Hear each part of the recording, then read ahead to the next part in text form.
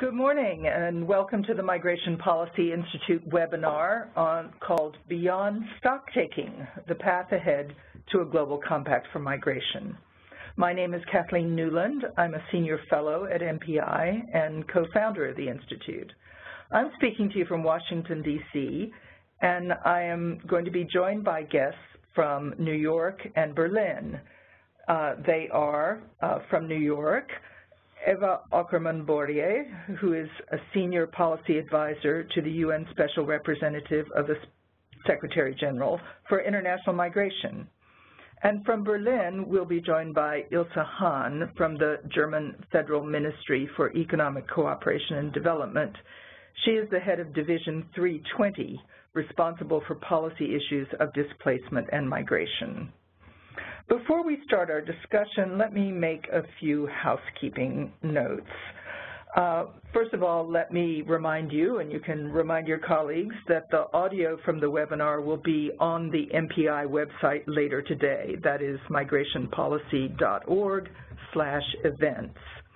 If you have any technical problems during the call, please email events@migrationpolicy.org or call area code 202-266-1929. That's a U.S. number, so it's +1. And if you have problems hearing via the web, you can dial in using the call-in information sent earlier via email. We'll have a written Q&A in the latter part of the call, not a voice Q&A, but written. You can type your questions into the Q&A or chat box on the right side of your screen, or you can email them to events@migrationpolicy.org or tweet your questions to @migrationpolicy or #MPIDiscuss. As most of you on this call know, the United Nations General Assembly adopted a declaration in September of 2016 calling for the negotiation of a global compact on migration. The process had 3 phases: consultations from early this year through November. The second phase was stock-taking, and that culminated in a meeting last week in Puerto Vallarta, Mexico. There were almost 1,000 delegates at that meeting in Puerto Vallarta from states, from civil society, and international organizations. And the objective of the meeting was to, as the title implied, take stock of what had been said by all stakeholders in the very extensive consultation process, which included thematic discussions, regional discussions, multi-stakeholder hearings, and a great deal of conversation on the sidelines of those events. So Elsa and Eva and I were together in Puerto Vallarta for that meeting, and we've had a little bit of time to process the very intense discussions that went on there.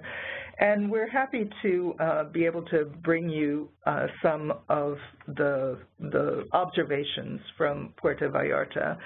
And I'm going to start with the discussion with Ilse Hahn, who is, as I mentioned, responsible for policy issues of displacement and migration in the German Federal Ministry for Economic Cooperation and Development. She has had a long and distinguished career in the ministry, and few people are better placed to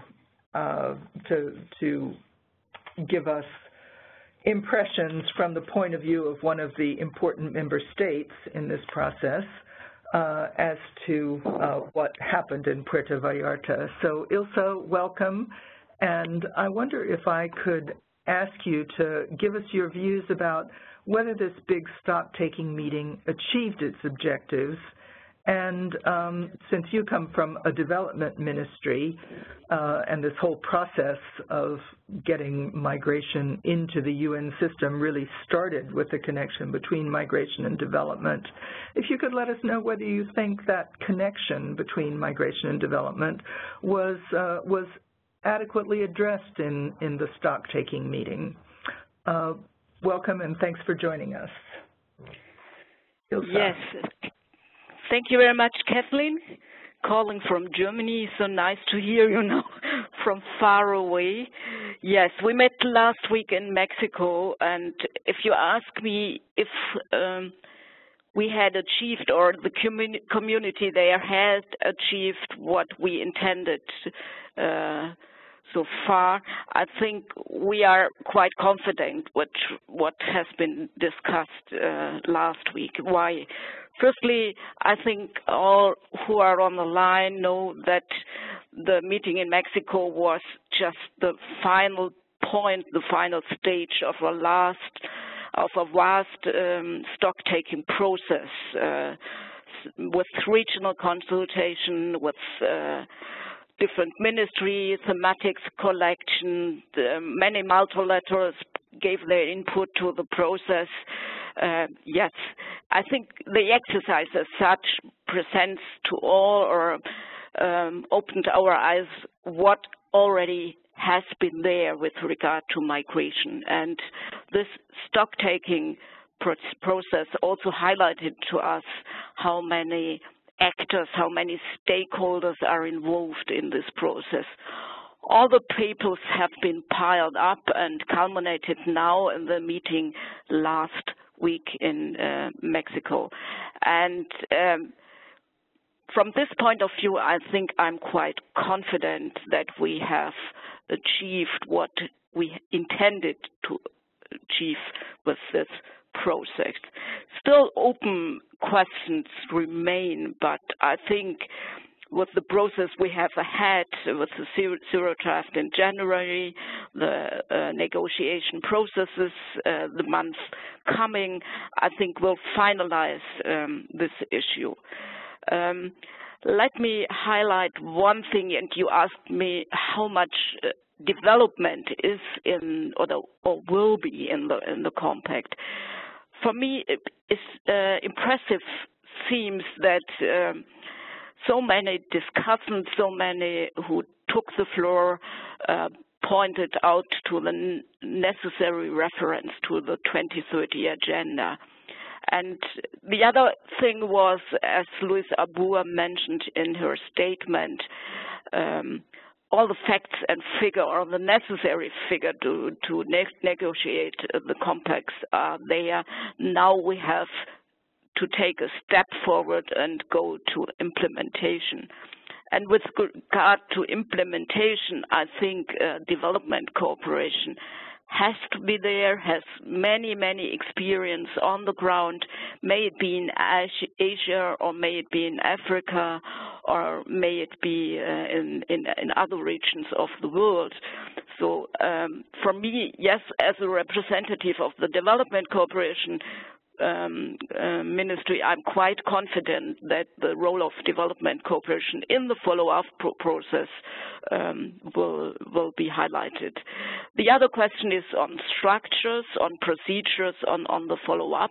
We got food for thought, but I think we got no final decision on this issue. We only had the point that ILO will take over a leading role, but we had also got the notion that other relevant UN organizations like ILO, like UNDP, or others like UN Women will be there.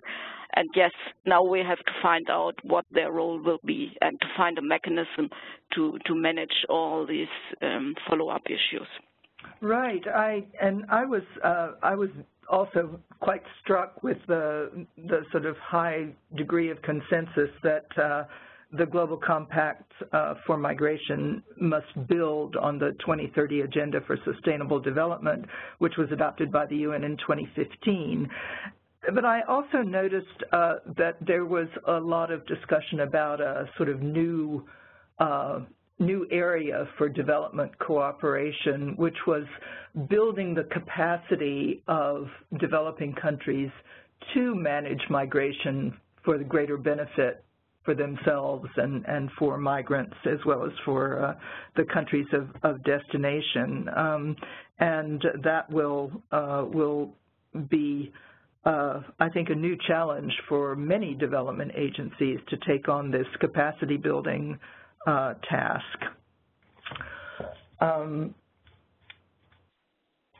Let me turn to Eva, if I may, and Eva Ackerman-Boyer, I know, is well known to many of you, working for the Special Representative of the Secretary General, Louise Arbour, as a senior advisor at this time.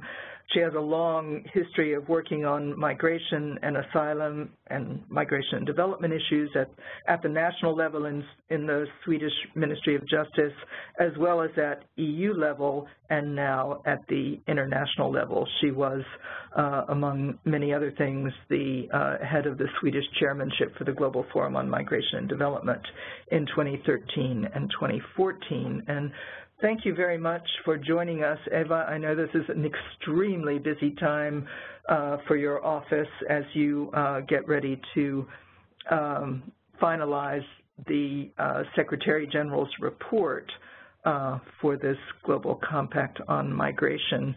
And I wanted to ask you, as you were listening intently, I have no doubt, throughout the stock-taking meeting, what you think the most important outcomes of it were from the point of view of the United Nations. Thank you, Kathleen, and thank you for having me in this conversation. Yes, I think that my first impression about the results of Puerto Vallarta is a very positive one in terms of the large and intense interest from member states and other stakeholders, international organizations. Over 130 states participated in the discussion, and I think something like 150 or more multi-stakeholders, and also many colleagues from international organizations. So I think that has created a very positive dynamic, and I think that the discussions were also held in a very positive spirit.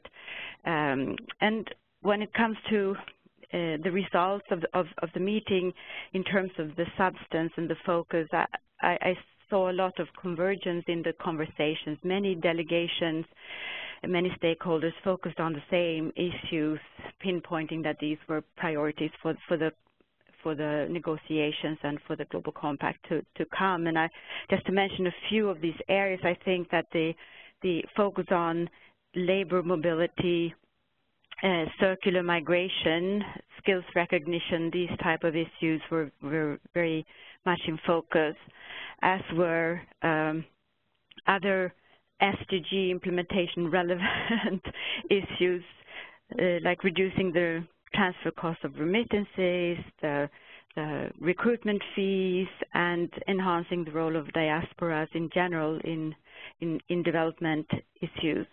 But there were also very strong focus on the protection of migrants in different types of vulnerable situations and the need to develop that cooperation among states and other stakeholders. And lastly, maybe I should also mention the strong call for investment in better data, better analysis to build a stronger evidence base for sound and good policy making. So I think that in terms of the substantive issues, those reoccurred in the discussions throughout the 3 days. But there was also very strong interest and in the implementation. As Ilse said, there is a call for a focus on the implementation of the Global Compact, to look at the UN system, how that should be strengthened to support member states in the implementation of the Global Compact, but also looking at member states' mechanism for dialogue and discussion and review the implementation. So the HLPF was, of course, mentioned, the high-level dialogues, migration development. Yes. The HLPF, for those who are not steeped in this process, is the high-level political forum which will sort of oversee implementation of the Agenda for Sustainable Development, the 2030 Agenda. Sorry, Eva. No, good. Thank you for that. Yes, of course. So it has, as Isa said, a very strong link also to the implementation of the Agenda 2030 in that framework, those mechanisms, but also an intergovernmental mechanism outside the UN, like the Global Forum on Migration and Development, was also highlighted in the discussions, could possibly have a role also for the follow-up. And there was a very strong focus on partnerships, so partnerships between member states, but also with multi-stakeholders to carry parts of the agenda forward, and the idea of creating coalitions of the willing around specific clusters of issues seem to be gaining traction in the discussion. And lastly, maybe to say that role of cities and communities in the discussion on migration was also highlighted in a more intense way than it has been before. This issue is definitely also gaining ground as a very relevant one for the continued work that we're doing. Other issues seem a little bit more difficult, but they were also talked about and brought up, and that is, of course, how we can expand legal pathways for migration going forward, how we can actually facilitate, as it says in Target 10.7 of the SDGs, facilitate safe, orderly, and regular migration by also expanding the possibilities to move regularly for people. And of course also how we can facilitate return, the cooperation on return, and how states can cooperate more on border management and so on. These issues are possibly a little bit more new to the UN agenda, and it's something that, you know, has to be developed. So I think that I will stop there in terms of what I saw as results. Thanks, Eva. That's really a masterful summary of what was a very complex set of discussions, and all taking place against a sort of background of emphasis on the human rights of migrants and on the importance of gender equality, of making sure that women migrants are able to benefit commensurately from migration and are protected from the particular dangers that they may face in migration processes.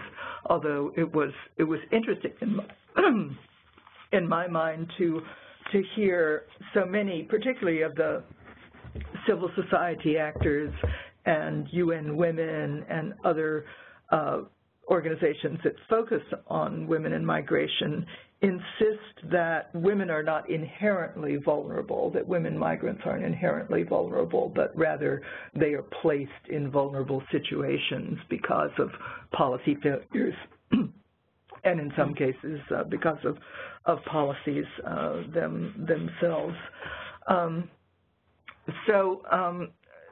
This stock-taking meeting and the stock-taking phase that has taken place in the last couple of months is only phase 2 in the process of producing a compact for global migration, a global compact for migration, I should say. In January, we will have, importantly, the report of the Secretary General, which is being produced by the office in which Eva is working with SRSG Louise Arbour. And at some point in January, we'll have a 0 draft of the actual compact. And then comes the hard part. Phase 3 will be negotiations. And I wonder if, maybe we'll start with you, Elsa, in this case, see, to ask what you see as sort of being the next step in this process, or rather the first steps in the negotiation process. How is Germany looking at this process, at the next stage of this process? Yes, thank you very much, Kathleen.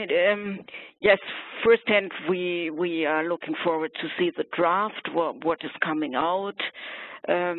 And then, for sure, we will have a close look if we can, so to say, accompany that we can that we see in what we hope to see therein.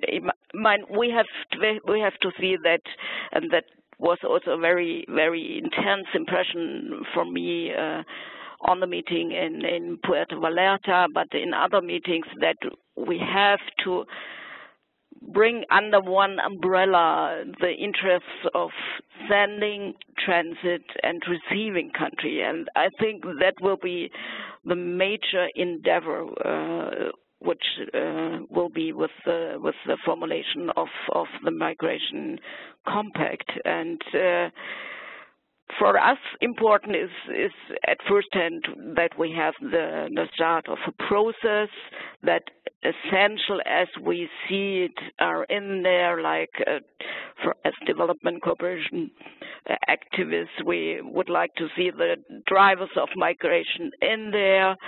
We want to see also, like mentioned, regular pathways of migrations in there.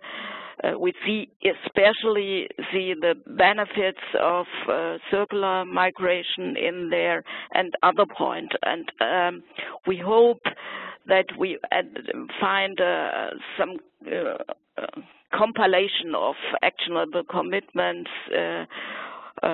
which we can support, and the, I think, most critical point from my view, but I think you will make a good and artificial proposal, will be the architecture, so to say, or the architecture of the follow-up mechanism, which we hope will presentation of common interest of all organizations involved. Yes, and we hope we will end up in July with a final draft of a compact that helps us to promote a topic which is for long times there, and now with the help of this compact is made public, so to say. Thank you very much, Ilse. I take all those points and think those will indeed be some of the important negotiation topics. Eva, can you let us know what you see as sort of next steps? I know you're very preoccupied with one of them at the moment. Yes. Thank you very much, Kathleen. Yes, and you are, of course, alluding to the Secretary General's report that will is being finalized at the moment here in Louise Arbour's office. That report will be launched in January. And it will contain the Secretary General's vision of the essential components of the Global Compact, but also more broadly his vision on what migration and migration cooperation can mean for the multilateral system going forward, including what we spoke about earlier about the implementation, the structure for the implementation, and also for the system's response, if you like, to the implementation of the Global Compact. So that's, for us, of course, here a very important part, and we hope that it's going to be an important tool for further advocacy by the UN on the topic. But of course, then after that, shortly after that, the co-facilitators will also present the zero draft for the negotiations, and that is sort of what will then mark the start of the negotiations at the end of February next year. And that negotiation will continue throughout July, and hopefully in July we will manage to reach an agreement that can then be sort of formally adopted at the high-level conference, the intergovernmental conference on the Global Compact that will take place in Morocco in the beginning of December next year. So we have a very intense year ahead of us. And like Ilse, in terms of what, you know, I would like to see happening is, of course, a sort of compact that defines the common interest of working on migration in the multilateral system, and that entails as much as possible of those components that we can already now decide that we should work together on, and sort of, you know, establishing a common agenda with some of the most critical issues that we want to address and need to address. But first and foremost, I think that the Global Compact should be an agreement to cooperate. So it's a commitment by states to cooperate, and also a very forward-looking document that will allow for adjustments over time, time-bound commitments that can be reviewed over time, but also would allow new commitments to be made along the process over time, because this is, of course, as we know, not a static agenda, and new situations, new possibilities and challenges will emerge over time, and we need to be able to factor those into the future cooperation in the Global Compact that will hopefully serve us for many years to come. In terms of substantive issues, I think that you have already mentioned most of them, and thank you for also mentioning gender issues and human rights issues. That, of course, is sort of cross-cutting issues that should permeate the work that we are doing on safe, orderly, and regular migration, as well as the protection of people in large mixed flows, etc. Yeah, I think I'll stop there. Thank you. Thanks. I'm glad you mentioned, Eva, the question of people in enlarged mixed flows, because the Global Compact for Migration is being negotiated at the same time that discussions are going on about a Global Compact on refugees, and the fact that migrants and refugees are being discussed in separate processes is a slightly peculiar one in my view, since this whole process began in September 2016 in a special session of the General Assembly to discuss large movements of migrants and refugees, and yet states decided to separate those two, which I wonder if there's a danger here that migrants who are in need of protection but who don't sort of meet the definition of a refugee will sort of fall between these two compacts and not be attended to. Did either of you feel that there's going to be an issue in achieving compatibility and sort of harmonization between the Global Compact for Migration and the Global Compact on Refugees? If you don't have to respond to that, but I wanted to place the question on the table if either of you have some thoughts. Yes, thank you. This is Eva.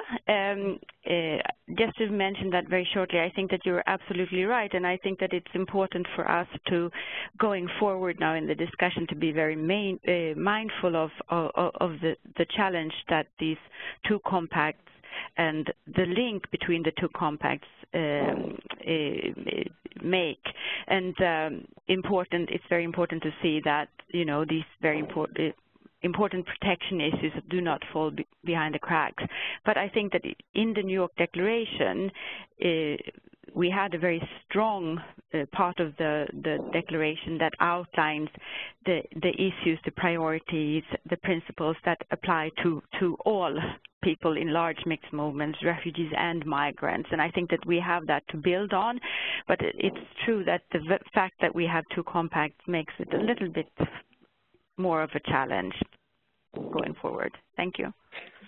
Thank you. Yes, this is Ilse. I only can agree with you. I think this separation of the two compacts is based on the legal reality, so to say. But finally, what we are facing all on the ground is are mixed migration flows, and that the world isn't white or black, the world is gray, and we have to handle with both refugee and migrants. And I can fully support what Eva said, but it's not a question of putting each one in his basket, but a question of protect vulnerable people in vulnerable situations. And then I think we finally end up at the mechanism we already had at hand for both groups. Thank you both very much. I'd like to sort of open the discussion to questions. We have quite a few questions coming in from our listeners.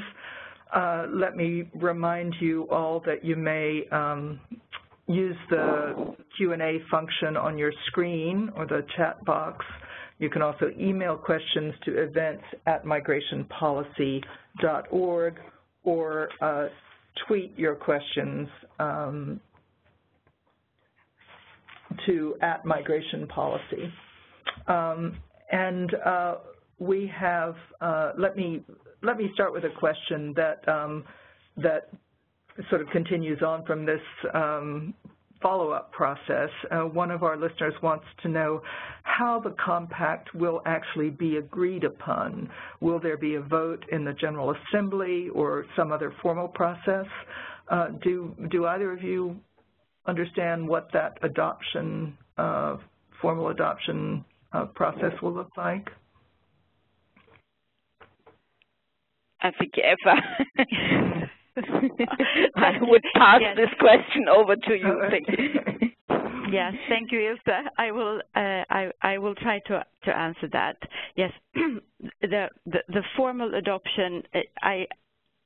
Unfortunately, I'm not an expert of all the processes in the UN yet. I'm working to become one. But the negotiations normally take place during a set of time, and when you reach sort of the end of it, and you have a momentum to try to wrap up, etc., you will. The co-facilitators who are leading these negotiations are, of course, then trying different solutions to different problems that have arisen during the negotiation. And what is the normal procedure is that this is the text is finally agreed in consensus. So, but I should let. Unfortunately, I don't know if it's possible to actually vote. I would imagine it is, but that is not the custom. The custom is to try to agree at the end of the negotiation phase. But then there is a process for the formal adoption in the General Assembly. So it will be formally adopted after the negotiations have finished. The text is agreed, but then there will be a formal adoption in the General Assembly afterwards. So that is the extent of my knowledge of these processes, I'm afraid. Yes, that's my understanding as well, is that at least the hoped for outcome is a consensus, and that will probably keep the co-facilitators of the Global Compact, who are representatives from Switzerland and Mexico, will probably keep them very, very busy between now and July. I have one more question about follow-up, which is one of the listeners asked, what are the implications of the decision to move the formal adoption to December and to a meeting in Morocco, a final meeting in Morocco, rather than having it adopted during the General Assembly session in New York in September? Is that more important than being just a formality? Yes, this is, from my point of view, as far as I know, it's the acknowledgement. Also in December we have the Global Forum on Migration and Development in Marrakesh, one important but informal forum with regards to migration over years, and to put it back to the GFMD meeting, I think it's also not only a political sign, but some kind of showing that we states not are only committed to agree upon the text politically, but shortly after thinking about going directly to implementation, what the GFMD is about.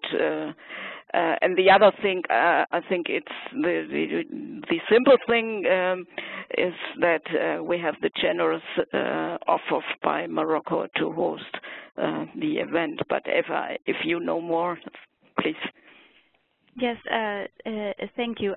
I think maybe the listener who's posing the question is wondering about the sort of void in time or gap in time that is created from the sort of agreement on the text that we hope will happen at the end of July and the conference. And here, I think it's a little bit unclear, and I hope that, the modalities for the process will be kept, that we will finish the negotiations at the end of July. But there is always, of course, a certain risk that if we are not in agreement yet, that the negotiations might continue. But certainly that is not planned for, and I hope that will not happen. So if the plan is kept, we will finish the agreement of the text in July, and then the formal adoption will come then in Morocco, and there will be a certain time in between where we have time to do other things. But I don't know if we are going to do anything in relation to the Global Compact, more than preparing, of course, for the conference. Yes, and I suppose the hope is that that period between the conclusion of the compact in July and the formal adoption in December would be a period where states can really get themselves organized around implementation and perhaps put together some of those coalitions around specific issues that you mentioned earlier, Eva. The Global Forum on Migration and Development, which will be sort of back-to-back with the formal adoption meeting, is a forum where states have come together in a less formal way than in the UN processes to identify common interests and sort of make a determination to work together on specific issues. So I think in that sense, having the adoption of the compact in Marrakesh right at the same time as, or back-to-back with the Global Forum on Migration and Development may be an advantage for the implementation process. I have one question about who would be in charge of implementation, and that's kind of a tricky question, really, because there are lots of actors in charge of this. including the German Development Ministry, presumably. Yes. Yes. As you already said, lots of actors are in there, and that we are all invited to cooperate, like Eva said, in a coalition of the willing. Every country, every donor has its specific comparative advantages. Countries they want to be engaged in, good practices on the ground they already have, and they know also others who are engaged in certain topics. So yes, I fully agree that the time then will be necessary to look for the others whom we want to join and to cooperate in practical cooperation, but may they multilateral, bilateral, may they out of the civil society, or for example, maybe on the regional level. We have seen in the process before many thematic discussion on regional level in Africa, in Asia. So I think many partners will be there to cooperate.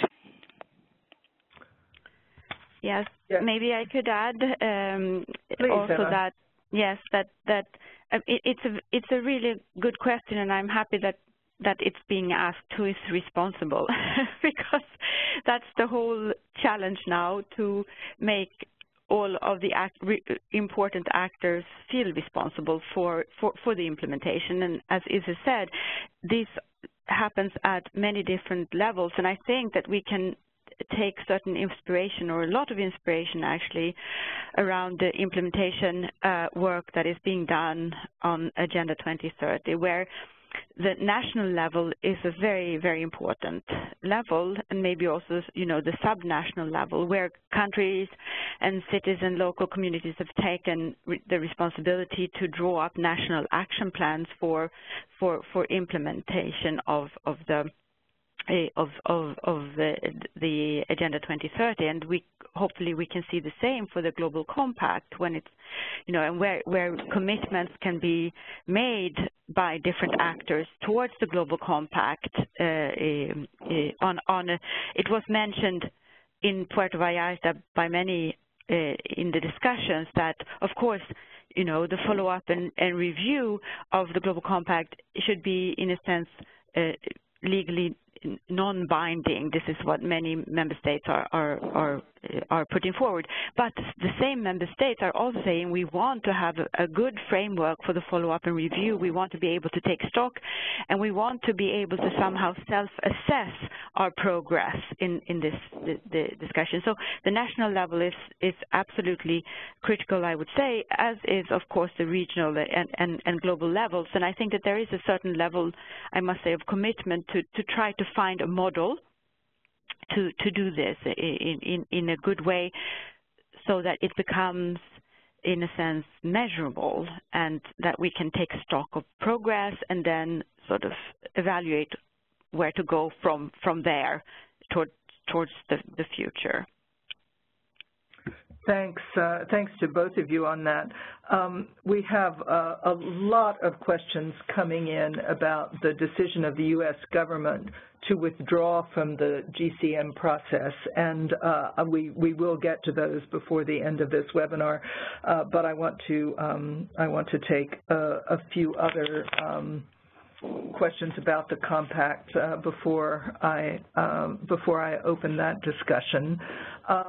One of the questions that has come in is sort of about, in a way, about the universality of the compact. The question was whether the Global Compact for Migration should take account of the specific economic structures of different states.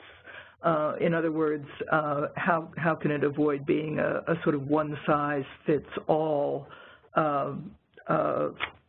compact, which obviously would not be taking account of those specific economic structures and situations. How do you all see that question. Can the GCM take account of the specific economic structures of each state? Yes, Ilse here. I think he should. We have no, on the ground, we have no one-size-fits-all. We have different economic circumstances, we have legal different circumstances, and we have different situations.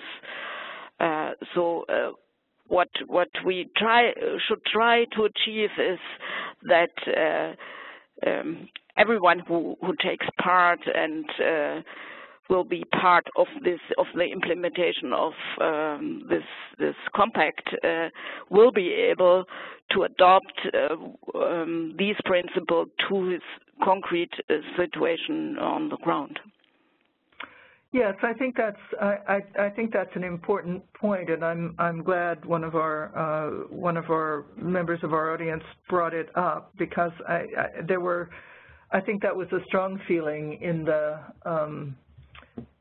stock-taking meeting, that the Global Compact has to present a unified sort of vision of migration, safe, orderly, regular migration, but that the implementation of the compact is such a wide-ranging process that states will be able to focus on their own priorities, which will reflect their particular economic situations, and the idea of forming coalitions around specific issues or specific needs is very compatible with that idea, but also compatible with this overarching vision of safe, orderly, and regular migration. That's something where consensus has already been reached.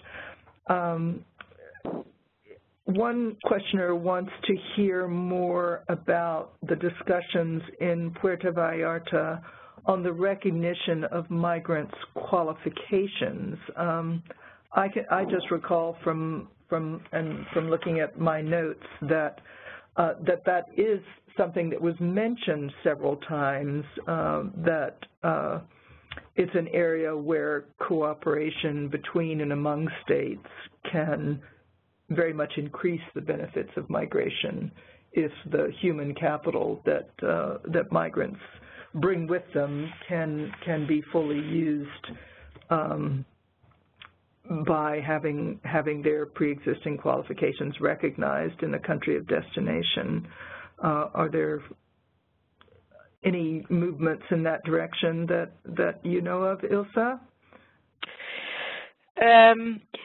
I know an example from the Asian region. There are bilateral agreements on the recognition of skills certification, and I think if we should or if we want to talk about labor circulation and supporting labor migration, first of all we have to look to take care of that. The preconditions are well prepared, so people are able to migrate in a regular and orderly way. May it be language skills, may it be skills through recognition, and even if you look at the migration circle as such, if people decide to go back to the country where they come from, even then they need skills recognition. Maybe they have acquired meanwhile in the country where they went to. So this is, with regard to labor migration, I think it's a very important topic. Thanks, Ilse. Yes, thank you. Maybe I could also just add that, yes, I also noticed this topic in the discussion around labor mobility and circular migration programs or temporary migration programs, etc. And where many of the speakers in the meeting in Puerto Vallarta underlined the sort of need for innovative approach is to be creative on this. And as Ilse said, I mean, there are projects going on now from which we can also learn about this, both in terms of collaborative bilateral agreements between states, but also actually mechanisms, regional mechanisms for the recognition of skills. That seems to be one of the issues that will feature prominently on the agenda. Yes, and it's one where there does seem to be quite a lot of room for progress.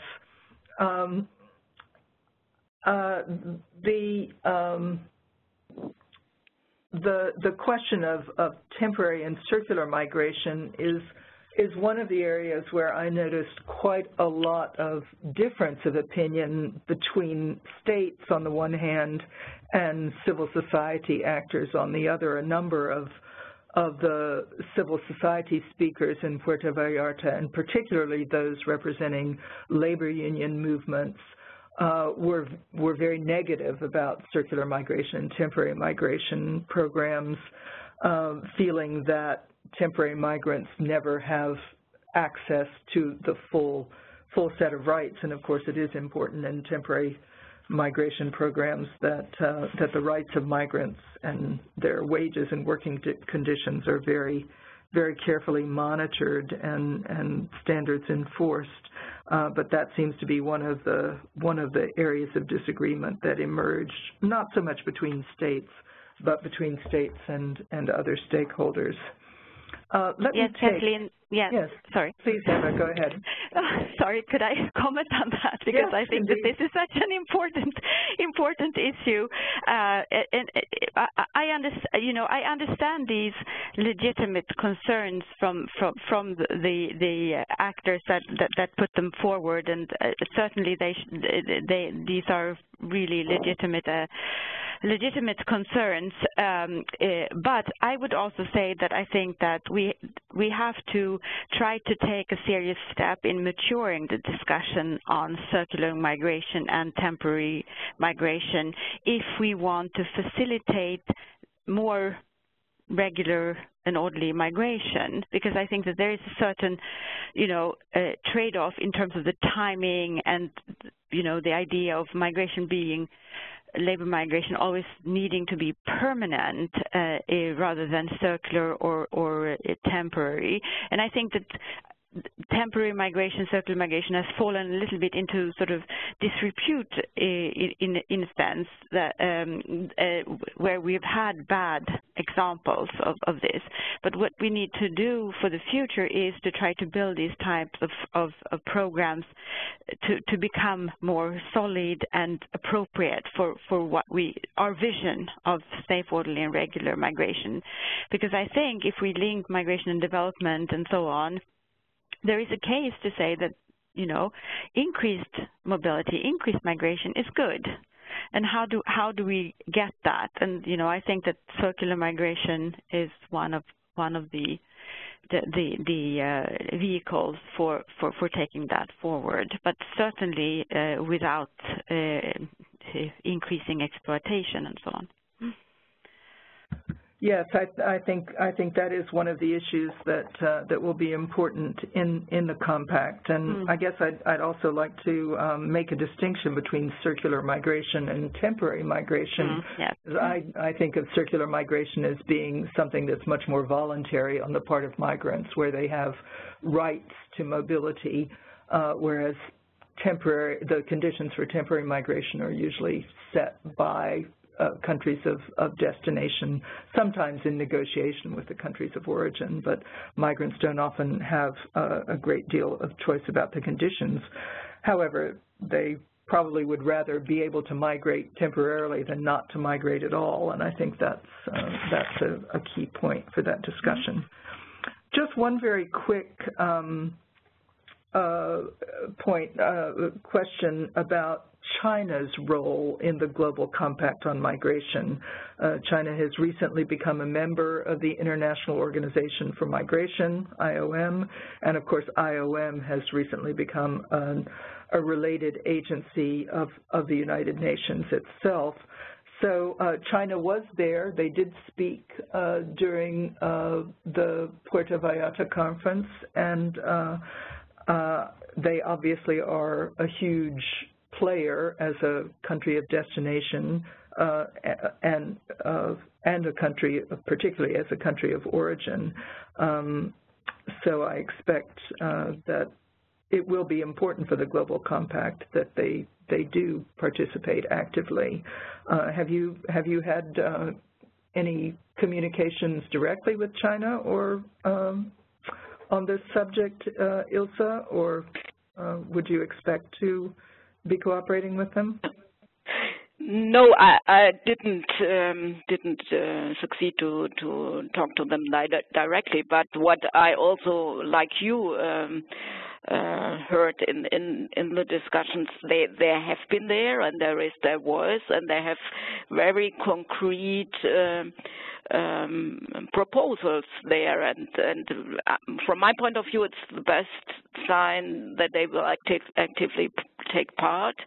And they made some references. I have in mind still reference for example they mentioned that migrants' contribution have a very important contribution to local community, and also they want to safeguard local migrants to get them access to medical treatment and to labor market and so on. And they finally raised the issue of implementing the 2030 again.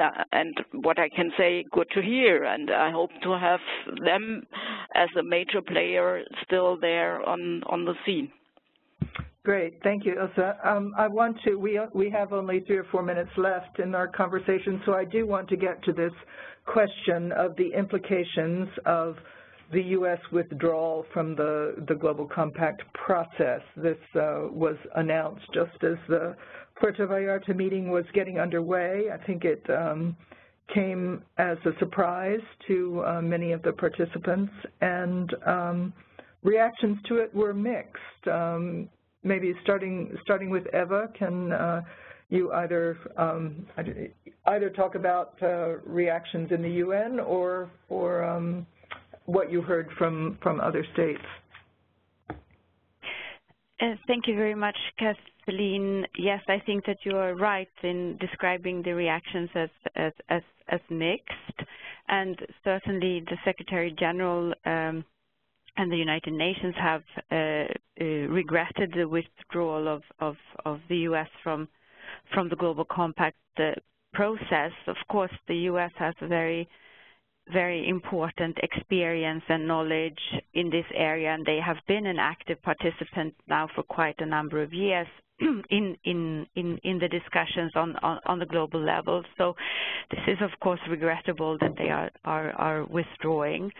From other colleagues in Puerto Vallarta, I think the reactions were the same, and also maybe a bit of surprise, but also maybe not, let's say, a big worry that this will affect very negatively the discussions, but still, you know, everybody would have wanted them to stay on board.